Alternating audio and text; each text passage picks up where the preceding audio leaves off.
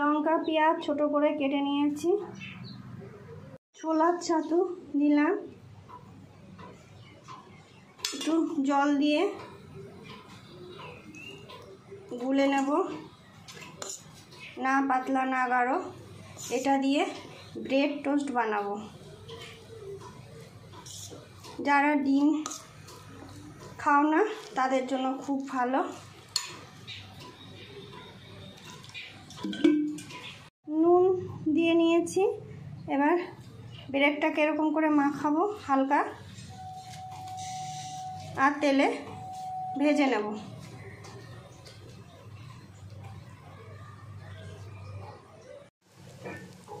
এইভাবে উল্টে পাল্টে ভেজে নেব।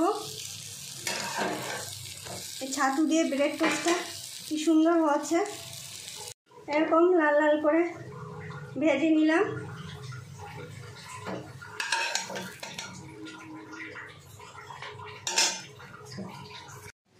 এরকম লাল লাল করে ভেজে নিলাম। তোমাদের যদি ভালো লাগে বাড়ি করে খাবে, দারুণ টেস্ট লাগে। আর লাইক করবে, কমেন্টে জানাবে কেমন হয়েছে, শেয়ার করে দেবে।